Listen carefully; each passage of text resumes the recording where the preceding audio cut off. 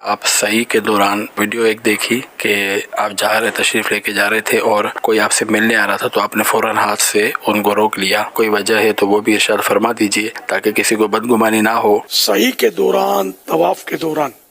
لوگ ملاقات کی کوشش کرتے ہیں، صحیح میں زیادہ کرتے ہیں، طواف میں قریب آنے کی کوشش کرتے ہیں۔ اب دیکھو نا، سینکڑوں ہزاروں آدمی اگر کوشش کریں گے کہ ایک فرد کے قریب ہم جا کر طواف کریں، یہ کیسے ہو سکتا ہے جبکہ دوسرے ہزاروں لوگ بھی طواف کر رہے ہوں، عورتیں بھی ہوں اس میں؟ تو اس لیے وہ ایک سے ہاتھ ملا ہو تو ٹھک کر کے دوسرے نے آنا ہے، تیسرے نے آنا ہے۔ کوئی بھی عقل مند ذی شعور آدمی پسند نہیں کرے گا کہ طواف اور صحیح میں کوئی رخنہ اندازی ہو۔ یہ وہ عبادت ہے کہ جو ایک مطلب ایک طریقہ کار سے چلتی ہے، اس میں رکاوٹ پڑنا نہ عقلاً سمجھ میں آتا ہے نہ شرعاً سمجھ میں آتا ہے۔ بسم اللہ الرحمن الرحیم۔ خواتین حضرات، ناظرین کرام، مجھے ایک کلپ موصول ہوا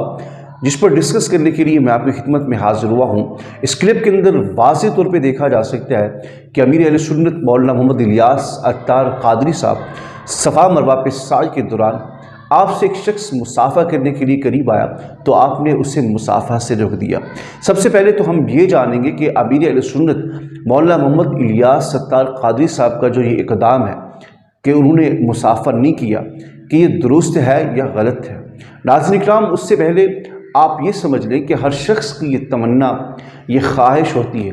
کہ وہ کسی نہ کسی نامور شخصیات سے ملاقات کرے، کسی انٹرنیشنل شخصیت سے مصافحہ کرے، کسی ولی کامل سے، کسی شیخ سے، کسی بزرگ سے، کسی سجادہ نشین سے۔ ان ہر شخص کی یہ تمنا، یہ خواہش ہوتی ہے کہ وہ ملاقات کرے، لیکن جس شخص نے امیر اہل سنت سے مصافحہ کرنے کی کوشش صفا مروہ پہ کی، میں اس کو بھی یہ پیغام دینا چاہتا ہوں اور تمام حضرات کو اس سوشل میڈیا کے ذریعے سے پیغام دینا چاہتا ہوں کہ ہر شخص کی یہ خواہش تو ہوتی ہے کہ وہ کسی عالم سے، کسی پیر سے، کسی نامور شخصیات سے ملاقات کر کے پھر تصویر بنائے، کیونکہ آج کل سوشل میڈیا کا دور ہے اور پھر وہ تصویر بنا کر سوشل میڈیا کے اوپر ڈال دی جاتی ہے، ٹویٹر کے اوپر، فیس بک کے اوپر، واٹس ایپ کے اوپر، تاکہ لوگ مجھے لائک کریں، کمنٹس کریں اور مجھے فالو کریں۔ یہ ہر شخص کی لالچ اور تمنا ہوتی ہے۔ اسی طرح اس شخص نے بھی یہ سوچا کہ میں جا کر امیر اہل سنت سے مصافحہ کروں، لیکن امیر اہل سنت نے اس سے مصافحہ نہیں کیا۔ حضرات نے مولانا الیاس عطار قادری صاحب کا جو وضاحتی پیغام ہے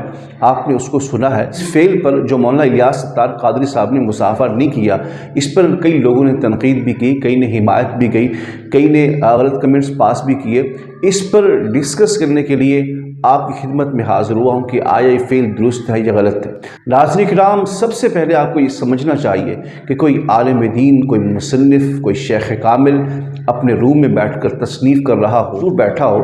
تو اس سے مصافحہ نہیں کرتے بلکہ ادب سے اس کے سامنے بیٹھ جاتے ہیں۔ اور دوسرا کہ جو شخص حرمین میں موجود ہو، بیت اللہ میں موجود ہو یا مسجد نبوی میں موجود ہو، چاہے وہ غوث اعظم رضی اللہ تعالیٰ عنہ کی اولاد میں سے کیوں نہ ہو، چاہے وہ وقت کا کوئی ولی کامل کیوں نہ ہو، چاہے وہ وقت کا شیخ الحدیث کیوں نہ ہو، چاہے وہ وقت کا کوئی سجاد رشید اور پیر طریقت کیوں نہ ہو، لیکن جب حرمین شریفین میں آپ اس کو دیکھیں، وہ بیت اللہ کا حرم ہو، وہ مسجد نبوی کا حرم ہو، تو آپ ان سے مصافحہ بالکل نہ کریں۔ کیوں؟ اس لیے کہ یہ وہ مقدس مقامات ہیں جہاں پہ سب کے سب بھکاری بنے بیٹھے ہوتے ہیں، سارے برابر ہیں، کوئی بڑا نہیں ہوتا، کوئی پیر نہیں ہوتا، کوئی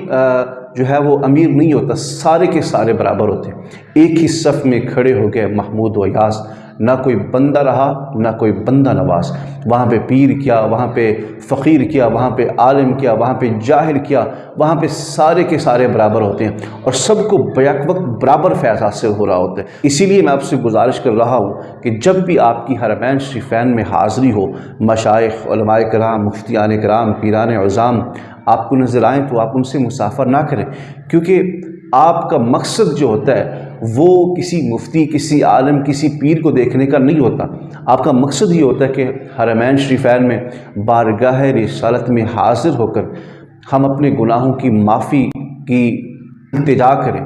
اور اپنے جو ہے وہ دکھوں کا مداوع کریں۔ حضور کی بارگاہ کی حاضری جو ہے وہ ہمارا مقصد ہوتی ہے۔ میں نے خود مولانا الیاس ستار قادری صاحب کو پچھلے مہینے جب وہ عمرے کی سعادت حاصل کرنے گئے تھے تو میں بھی وہاں موجود تھا، عمرے کی سعادت حاصل کرنے گیا ہوا تھا۔ میں نے بھی دیکھا کہ مولانا الیاس ستار قادری صاحب مسجد نبوی میں بیٹھے ہوئے تھے، لیکن میں نے ان کو دیکھ لیا، میں نے مصافحہ بالکل نہیں کیا۔ کیوں کہ میں حضور کی بارگاہ میں آیا ہوں، اور مولانا الیاس ستار قادری صاحب بھی حضور کی بارگاہ میں، وہاں سب برابر ہوتے ہیں، وہاں یہ نہیں ہوتا کہ کوئی بڑا ہو کوئی چھوٹا ہو۔ اس لیے میں گزارش کرنا چاہتا ہوں کہ جب بھی کوئی عالم نظر آئے، کوئی شیخ نظر آئے، بلکہ مجھے تو بغداد شریف کے سجادہ نشین بھی نظر آئے، وہ بھی بیٹھے ہوئے تھے مسجد نبوی میں، میں نے ان سے بھی مصافحہ نہیں کیا۔ کیوں؟ اس لیے کہ جب بندہ آقا علیہ السلام کی بارگاہ میں حاضر ہوتا ہے تو اس کا مقصد صرف اور صرف آقا علیہ السلام کی ذات مبارکہ ہی